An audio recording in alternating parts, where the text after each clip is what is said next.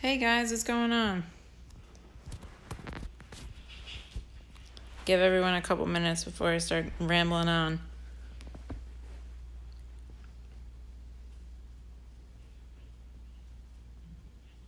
Hi, Lexi.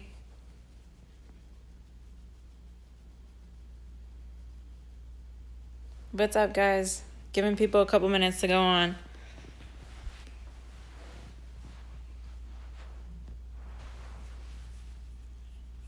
Hey, Dana, what's going on?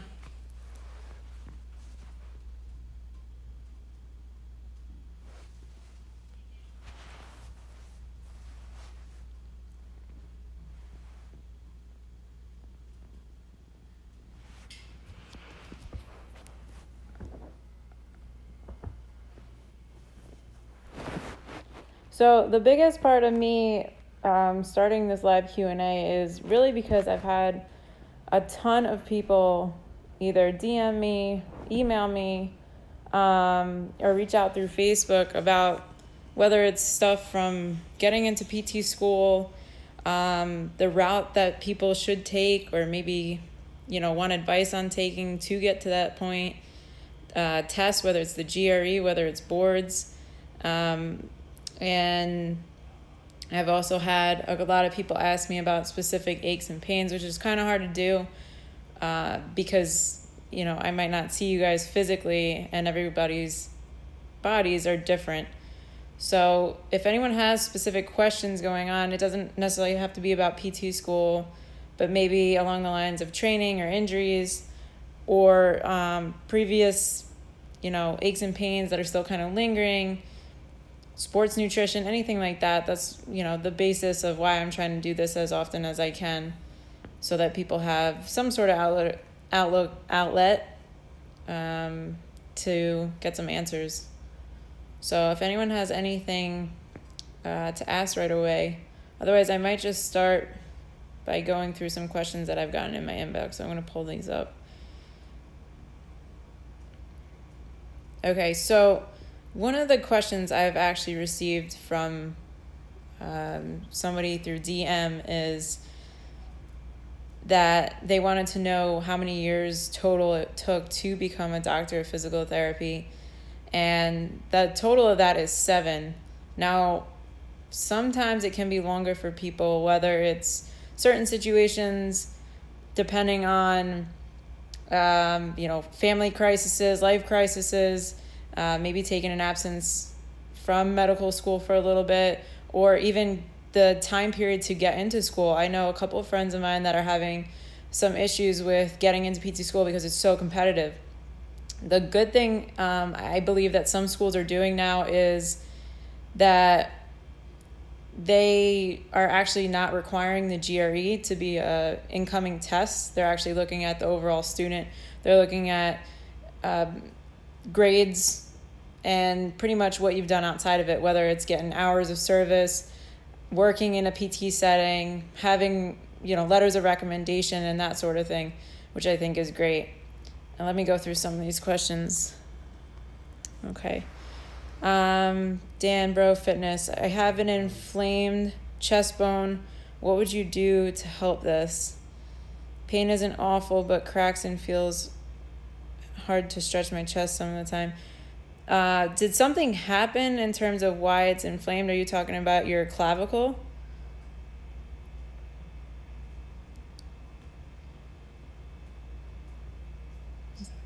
See if he says something back. Hey, Sean, how are you doing?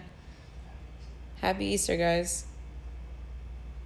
You post inspirational and informative videos. Thank you very much. I really appreciate that. We'll see when he answers. So anyway, going back to schooling, there it is. It's the cartilage. That's what the scan showed. Did they diagnose it as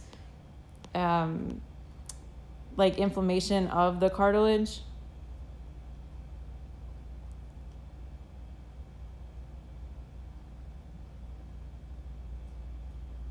The biggest thing with anything in terms of the chest cartilage, whether it's the sternum or the ribs, you want to take into account why that caused. Could it be repetitive motion from the rib attachment to the sternum?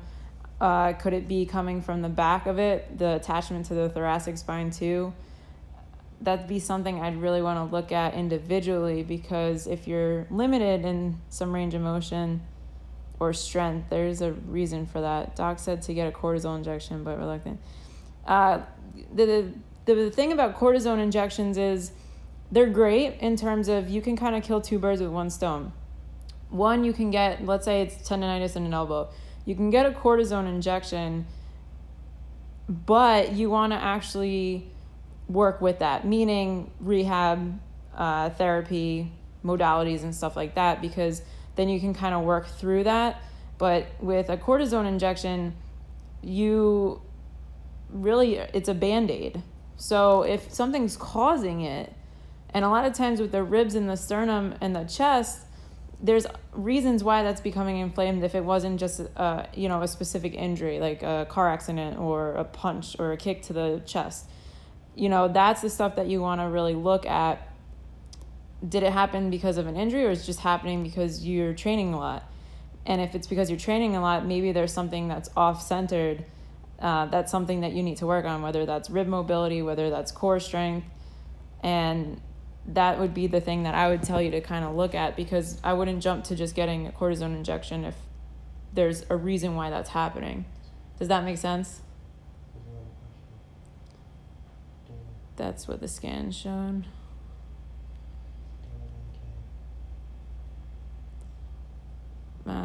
Am I missing a question here?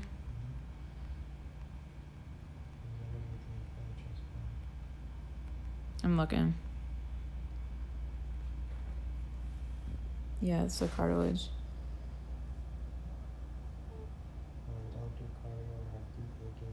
I'm not getting that. I know the questions take a little while to come in, so let's see. I'm gonna look at this on the end. Dana, when I don't do cardio, I have deep aching in my hips. So Dana, I know that you have a history of, you have 3 children. So did you ever get it looked at before? And did anyone tell you anything yet?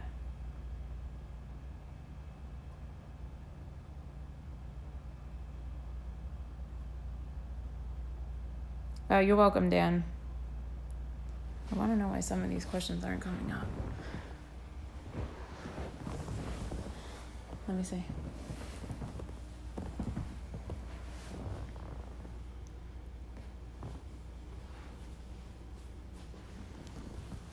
Yeah, I answered on that. I'm just waiting for Dana.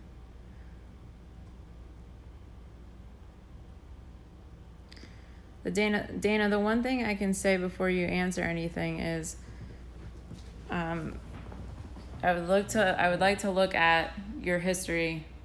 I know you've had a couple kids. I know that you train very hard. So if you're not doing it and you're stagnant, a lot of the times you're not producing enough fluid to circulate the top of the bone and then protect it.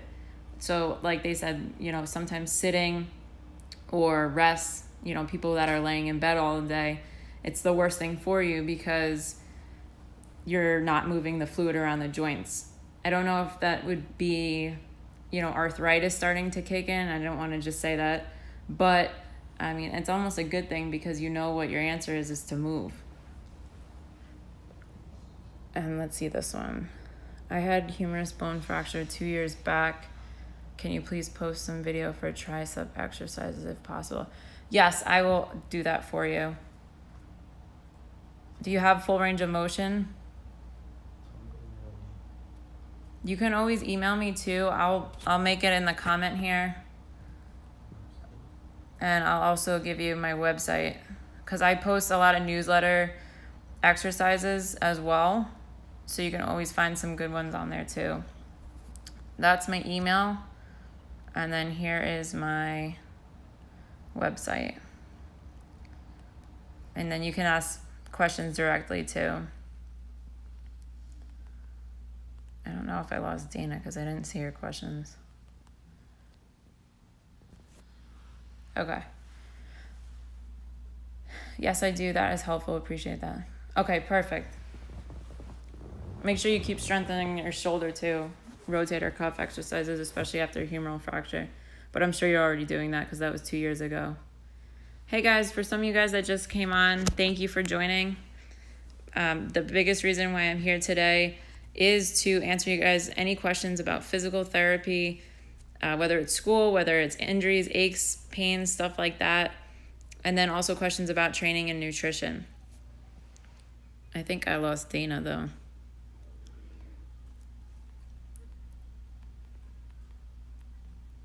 Okay. Yeah, like I said, guys, I put my email and my website in the comments in case you guys want to ask me anything directly after this. I know sometimes it's short and stuff. But let me go on with something about actually rotator cuff strengthening, since I get a lot of questions about shoulders. Now, with rotator cuff strengthening, it can be big. Now, one of the things I find the most is people who have issues with golfer's elbow or tennis elbow or tendonitis. The biggest thing that I actually end up finding during their evaluation is weakness in their rotator cuff muscle. It can be the reason, or it can definitely just be from repetitive movement.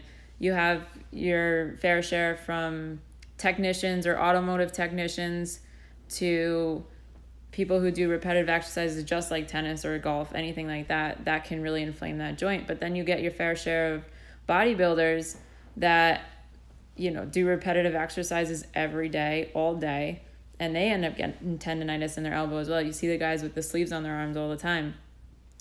And it's big, and it's really important that they focus on the shoulder. And a lot of people won't think of it. They'll say, okay, it's my elbow, I gotta lay off of biceps, triceps. But the biggest thing with tendonitis in the elbow, like I said, if it really isn't something that you're doing repetitively, it can be coming from the shoulder too. So it's something to clear out as well. When you think about injuries, try and think of the word regional interdependence.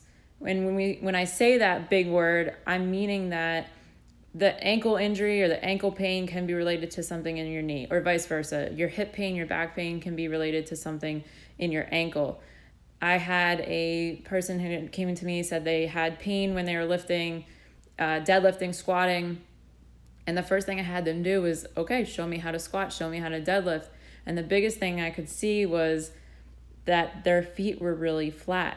So when their feet, normally, you know, we like to have a little arch here, right?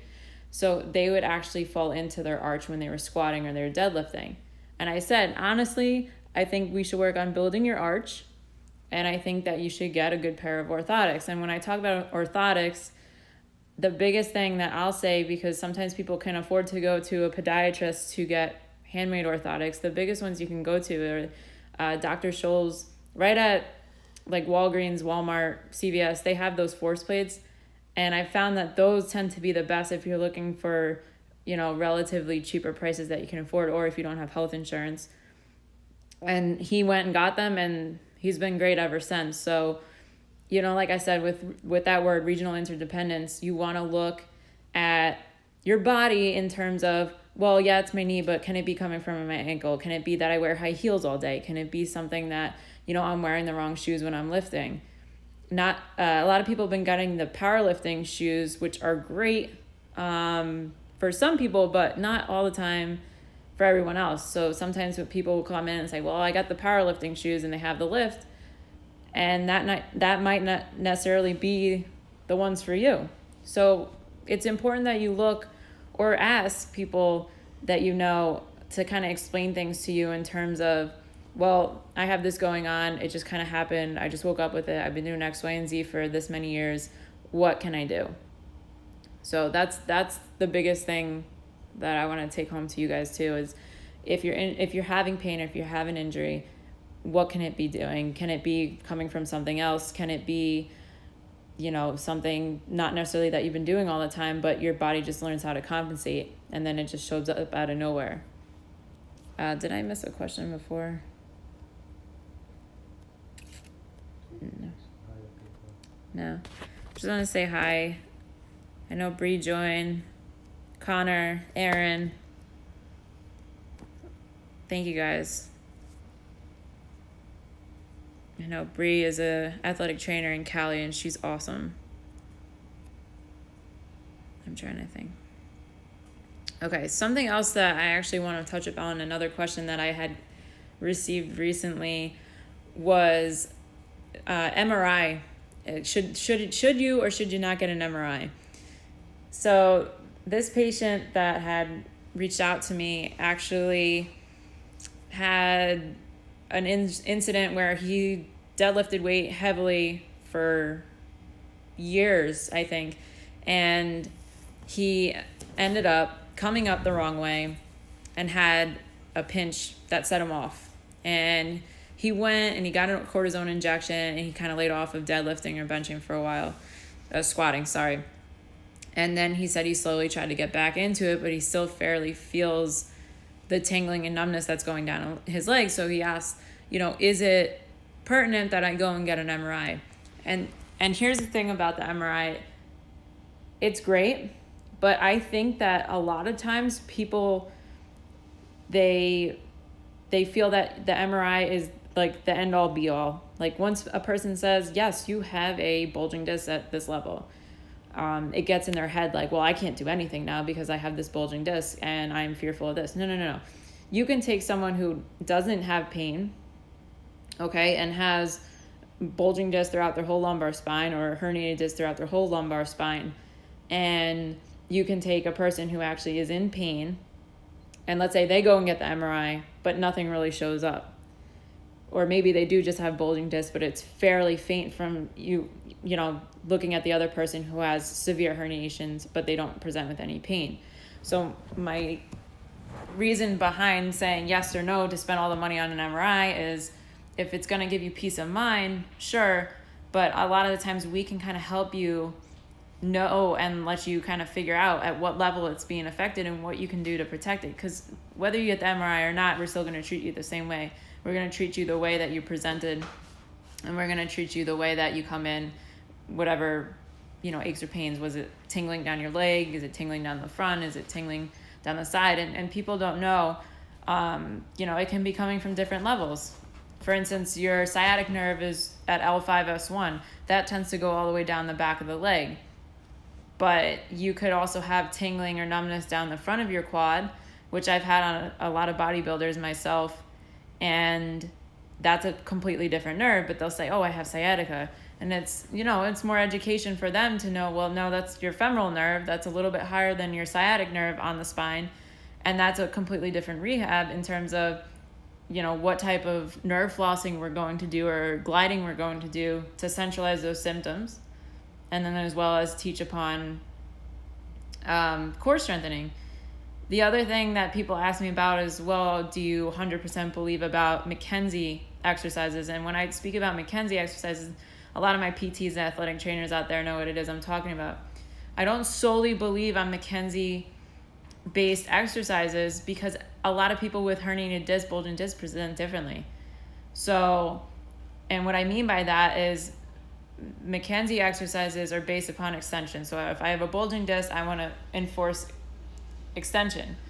But a lot of times people are not really, they don't present like that. They might hurt more in extension and they might need more flexion back in their life. And that tends to be a lot of my bodybuilders because they stand all day in extension. So their lumbar spine's completely in extension. A lot of the times they need more flexion back in their life. And I did a post on that a few weeks ago about, pelvic tilts and being able to shut off the flexion, actually shutting off extension in the body, to enforce that. So it's not for everyone, but I do think it's great for people who fit into those certain areas where you say that, well, extension makes it relieve the pressure off my back. Well, then yes, you'll give them extension. I'm not going to force extension on someone that presents differently and it doesn't feel good. If they feel better with flexion, that's what I'm going to force. So with physical therapy, I found instead of believing, all the goal or all the theories that are out there. I really hand select them for each patient, which I think is really cool, because that's the world that we live in today. We don't live in just a one all fits all. Think about diet and exercise. Something that might work for me might not necessarily work for a bikini competitor or a bodybuilder, but I'm not just going to give them the same diet plan, although there are people out there that do that. It's important that you look at a person on the individual basis. And for me, that is what I'm trying to really achieve with opening up my own practice, is getting away from the outpatient setting where it's so gung-ho on, well, let's just get 4 or 5 people in an hour, where that's not enough time for me to really pay attention to you. That's not really enough time for me to get that one-on-one attention for the person that's coming in, because they're really in pain. And you'll hear a lot of people that come in to see me, they'll say, well, I didn't get this in regular outpatient therapy. Of course not, because you're not getting treated one-on-one for an hour and you don't have the sole attention of a practitioner. And I get a lot of feedback from people in the physical therapy world saying, well, how is that even going to be lucrative? And to be honest with you, that's not really my goal. My goal is to be happy and love what it is I'm doing as a practitioner. And I've loved physical therapy since I was 16. I actually fell in love with physical therapy at the age of 13 when I watched one of my friends go through chemotherapy, and she went to PT, and that was the best day of. I wanted to be that person. I wanted to be a person that put a smile on someone's face. I wanted to be a person that brought joy to people or healed people, and I loved it. So from that point on, I knew what it is I wanted to do with my life. But as I got through school, and as I kept going through school, and you do your rotations in the outpatient setting, and I'd be in an outpatient setting from 7:30 to 6 o'clock at night, and I didn't even do my notes yet, and maybe took a 20-minute lunch. So I really am trying to break away from that general outpatient setting where you're pushing 4 or 5 patients in an hour. I really like the one-on-one care. I know that it can be pricey for people. I know that it can be not affordable for people. But my biggest thing is this: if you are going to pay, let's say you go for insurance, right? And your copay is for a specialty service $45, and your PT script says you have to go 2 to 3 times a week. That ends up being $90 anyway. So if I charge a certain rate for an hour, and really you get enough care in that hour to then go on and do the things that you want to do and do the things that I tell you to do, and you can be more individual and your schedule is more open, then you're not rushing to get to PT 2-3 times a week, or feeling like that you're having to pay, or you're having to put all that money down. It's not worth it. I think that what we can achieve in an hour once a week is beautiful. I mean, it's dependent obviously on certain people and what they have going on. So for instance, if it's post-surgery, it's going to be a little bit more different with surgery, because they're going to have to come in 2 to 3 times a week and then eventually lean off. But like I said, everyone's different. And that's really, I know a lot of you guys I've had a lot of you reach out, which I'm really grateful for, to say, hey, keep up the good work. You're really pushing it out, your business and doing all this stuff like that. It's hard, man. It's scary. I just actually went down to part-time with the company that I'm with, and it's scary because I'm jumping ship to try and start my own business. And honestly, it's been the best thing for me, because I'm actually happy doing what it is I'm doing and working, and not having someone overhead saying, well, you have to do it this way or you have to do it that way. It's what it is I want to do, and that's the practitioner that I grew to be. And I'm still young in this. I'm only 27 years old, so I have a lot to figure out. I have a lot to grow in this industry, but I do really want to make a change. Muscle rehab, I know you are doing a great job too. I know it's not easy going off on your own and doing your own thing. The hustle is real. People are like, you're working on Easter Sunday? Yeah, I'm working on Easter Sunday. Because that's what it is we do. I mean, we really love the grind, and I have been like that my whole life. Anyone in my PT school can tell you. I competed my first year of PT school. I went through breast cancer in my second and third year of PT school, and I still kept going because this was my end all be all. I wanted to make a difference. Like I said, I went right into the outpatient setting, and I loved it. I felt like I did change some people's lives. I learned things I want to do, things I don't want to do. And now I really just want to go out there. Will I change the world? I don't really know, but I really hope to make some sort of noise that helps change this healthcare system around a little bit, because it's crazy. It's crazy to pump 4 or 5 patients in an hour. You're not really getting the care that they want, and then they get mad. So, having 4 or 5 patients in an hour yourself, you have anxiety about it, because you're like, well, I have 5 minutes to do hands-on, and I have 5 minutes to, set them up on this. And then a lot of times patients will tell you, well, I don't know, they just set me on stim and heat. Well, what is that doing for a person? It's not. People are coming to you to heal. And when you're not giving them the 100% attention to heal, they feel like they're being gypped. So what's better, going to see someone and being rushed in a setting for 3 days a week, or seeing someone 1 day a week for an hour and getting the one-on-one care? And that's really what I'm trying to do. Like I said, I don't know if I'm going to really get a chance to change the health field, but I would love to see some sort of change, because it's crazy. A lot of my friends down here that are physical therapists are in and out of jobs, leaving jobs left and right because the pay is whatever, and they're tired. At the end of the day, they're tired. They don't come home till 9 o'clock at night. So why be miserable? And I don't want to be miserable. I want to live a happy life. I've gone through enough already at the age of 27 that I want to be a practitioner that I want to be, not the person above me trying to say. And I don't know, that could be egotistical, and that could sound to some people like, well, you haven't been out in the world long enough that you don't really have a chance to say that. But I call BS, because I think I've seen enough already from the age of 16 working in the rehab setting to now that I know what it is I want to do. And I know that I want to help people, and I want to give that one-on-one care, because when you give that one-on-one care, it really makes a difference. The other thing I dislike is then when you're in that outpatient setting, 4 or 5 an hour, if someone wants to spend 10 minutes, 15 minutes just talking to you about their concerns, I will give that patient that extra time. I'm not going to rush them. I'm not going to say, no, you can't spend the extra 5-10 minutes to talk to me about something that you care about. But you can't do that in a setting. You're rushed. Hey, Alex, what's going on? You're rushed, and it's a terrible feeling. People are coming to you to heal, and that's what I'm trying to do. Hey, Mike, how are you?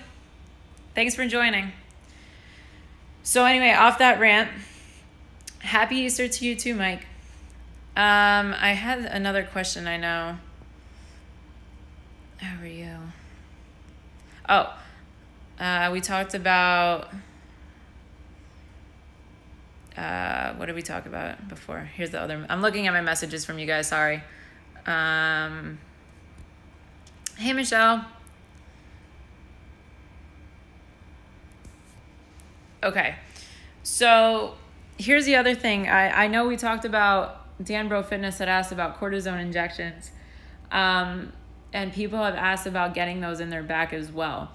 Again, getting a cortisone injection or epidural in your back is okay, but again, you want to work with it. So once you get the injection, 2 or 3 days afterwards, you want to be able to start doing your rehab, because you want to kill 2 birds with 1 stone. You don't want to just take and say, oh, well, I feel good, and then it wears away in a week or 2 weeks ago, and then you're trying to get it again. The thing about that is, again, it's just a Band-Aid. So if it's coming from something else, right? Let's say you're having back pain because, I don't know, your hips are weak, or, it could be postural, but it's not necessarily a disc issue. But I have seen this happen where a doctor will just say, well, we'll do a cortisone injection because it's a muscle spasm. Well, what does that do? Nothing. My brother, for instance, had woken up one morning, which was scary, he woke up one morning and couldn't lift his arm, right? So right away in my head, I thought level of his neck, right? What level of his neck does this? So I said, you have to go in, you have to see the doctor because that's not good. So he went in to see the doctor, and the doctor just said, oh, well, you have a muscle spasm in your trap, so I'm just going to shoot it with a cortisone injection. I was like, oh my goodness. I said, you have to go see a specialist because the reason that you can't lift your arm is not because you have a muscle spasm in your back or your neck. It's more serious than that. So he finally went and saw someone that I was hoping that he'd see, and they finally got him in for an MRI, and his disc was herniated, except it was moving forward into his spinal canal or spinal cord. That's a change of plans because now he's going in for a fusion, and he has to. But sometimes people just want to fuse. And the thing about fusions is, one, you create a lot of scar tissue. I'm not saying that it's bad or good, but I mean, when it's life-threatening, yes. But I have a lady, for instance, who had fibromyalgia, and she had some tingling down her arm. Her disc wasn't really that herniated that bad, but she got a fusion at that level. Once you fuse one segment, you have to remember the rest of your spine is like building blocks. So once you lack mobility in one part of your spine, you end up getting more mobility in the rest of your spine. You're creating instability. So I'm yay and nay for fusions, right? It's all dependent. But when you guys go and get an MRI or it's something with your back, don't just jump to say, well, this guy wants to do surgery, let me do it. I love surgeons too, I really do. But there are some out there where you just kind of want to like, oh my gosh, like you do not, they just need to strengthen, they need to do this, they need to do that, and they'll be okay. There's no reason you to cut. It creates more scar tissue too. And I've seen it happen, so there's a lot of different options. Don't just jump because, I don't know, this doctor told you that so-and-so. Always get a second opinion. If you don't like the second opinion, go and get a third opinion. If you don't like that opinion, go see a well-known physical therapist and see what happens. Because going for surgery is serious. You're talking downtime, you're talking out of work time, and you're talking about a lot of payments because you're going to have to go get rehab afterwards. And I've seen people who were like, well, I'll be fine, I had the surgery, everything will be better. And then a year, 2 years, 3 years later, they're finding this issue back up again and they're thinking they got to go back in. And that's not necessarily always the case, right? So I'm yay and nay for surgery. So I don't know if that answers that question. What's up, guys? Anyone have any questions as I'm going here? I know I'm rambling about some stuff. Who do we have here? Okay. So I'm going to go back to someone had asked me about PT school and getting in. Physical therapy school is so competitive now. And I think it's crazy how competitive it is.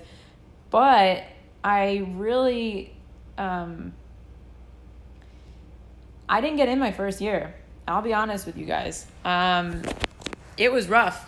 They'll have anywhere from 1,800, 2,000 applicants, and they only take 35.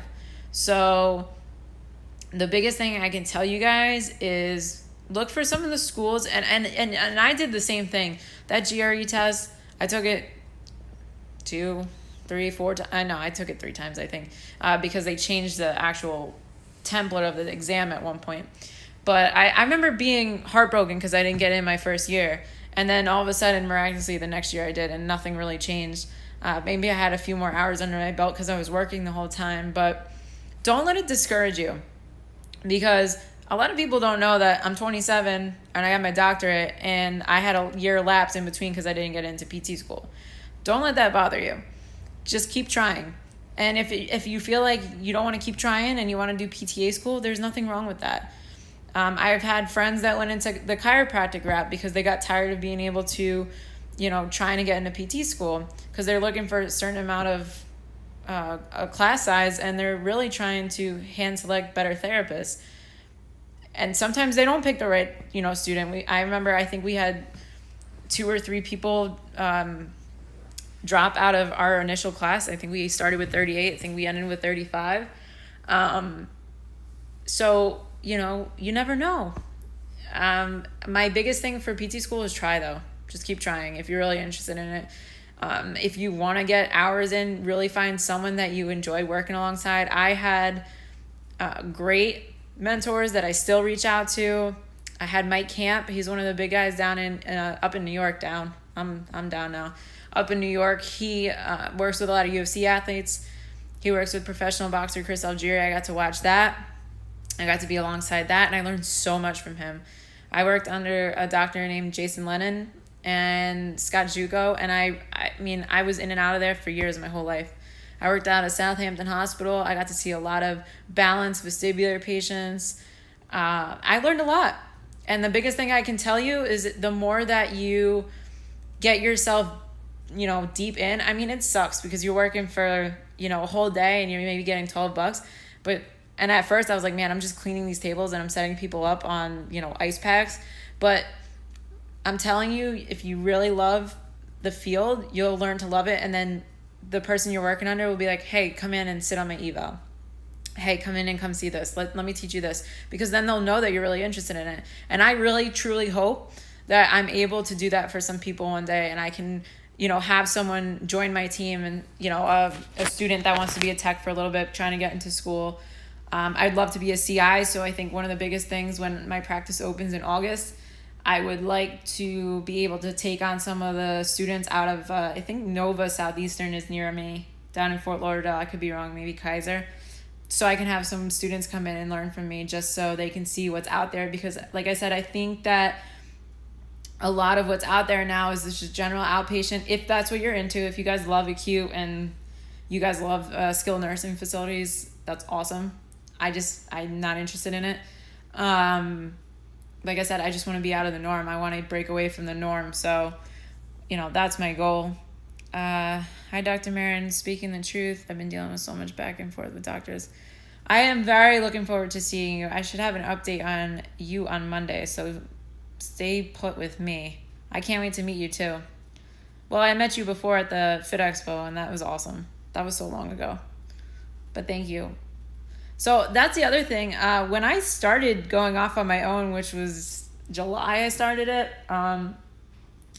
We decided to do a Fit Expo down in Fort Lauderdale, and I really thought that I would have like 2 emails, and all of a sudden, next thing I know some of you have met my boyfriend Chris. He had a line out the door for me. It was crazy. I worked on, I think, 60 patients one day and 64 the other. And it was crazy. This is Chloe, everyone. And I think it's great because I made so many connections from that day. I've had people that still reach out to me. I have people that are still emailing me to make appointments now, and that's months later. And that's awesome.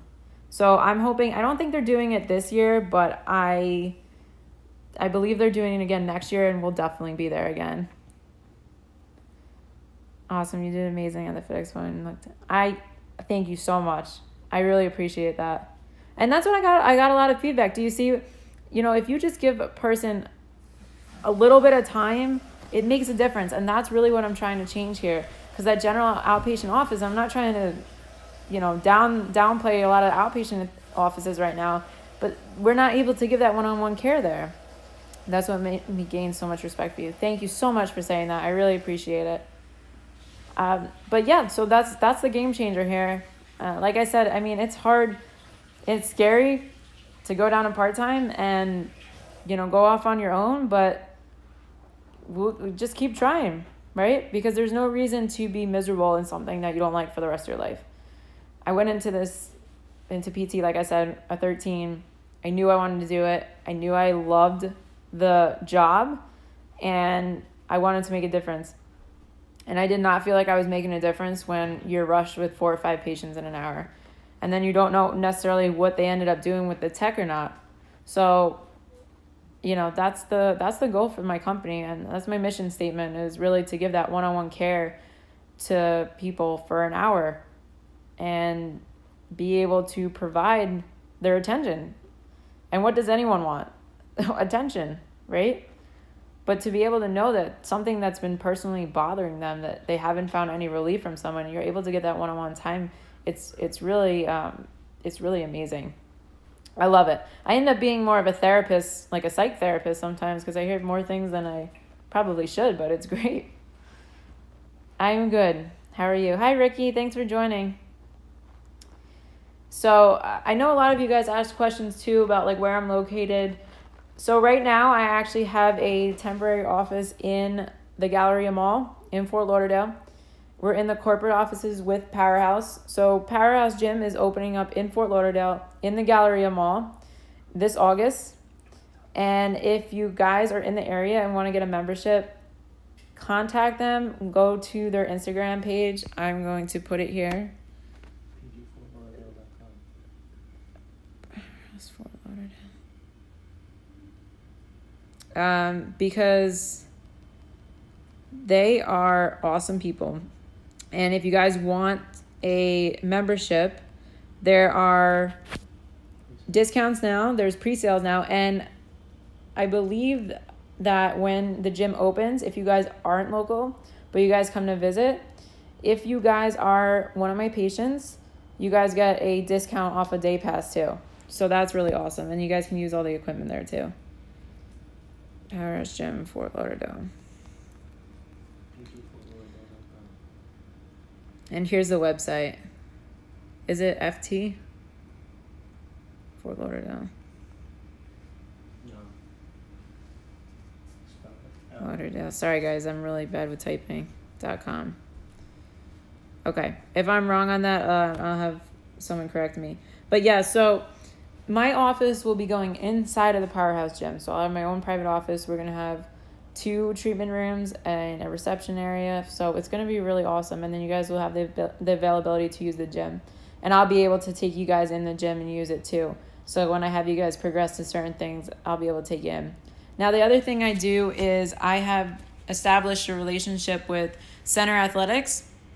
And they just opened, actually their big grand opening is this weekend, April 7th in Stewart. So if you guys are in the Stewart area in Florida, go, because they are awesome. I have never met, I guess I want to say like the nicest people on the face of this earth, like live in Stewart for some reason, but they were awesome. Oh, thank you, Chris.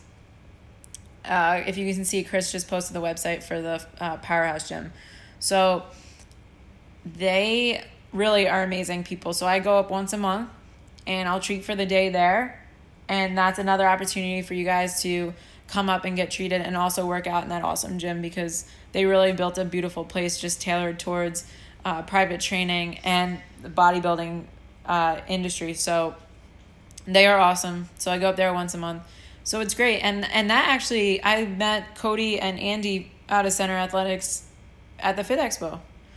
So, you know, you'll never know who you meet, but you just got to get yourself out there. And that was probably one of the biggest nerve-wracking things to me, is I've always been, you know, just a one-on-one person. So to be able to go and treat in front of all these people and have a line out the door and then actually explain things, I still am getting used to trying to do that. But you get out there and you start doing stuff like that, you can really make some noise.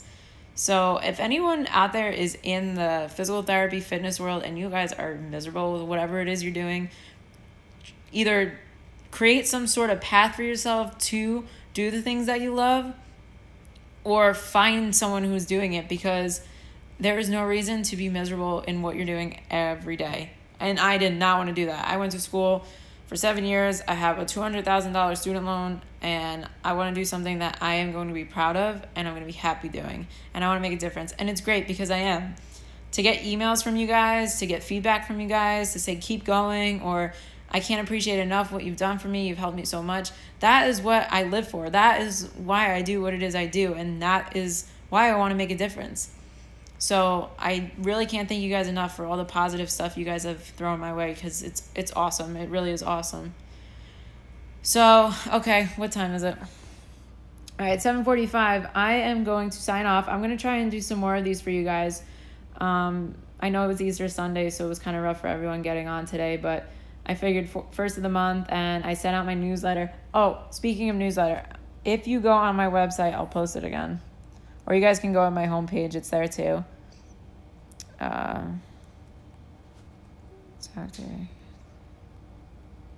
So if you guys go on my website, you can sign up for free newsletters. I send them out at the first of every month at midnight exactly. And they're on various topics of things that you guys might throw my way or things that I'm seeing relatively frequently in my rehab setting. So like this month, this April was about poor posture and shoulder impingement. And that's something I've been seeing a lot, to be honest with you guys. So go up there. You can go right to the website and you can sign up for free newsletters, and it doesn't cost you anything. And if you guys have questions, comments, and things to throw my way, please do, because I'll try and do another one of these for you guys. Thank you guys so much for coming. I really appreciate it. Have a good night, everyone. Happy Easter.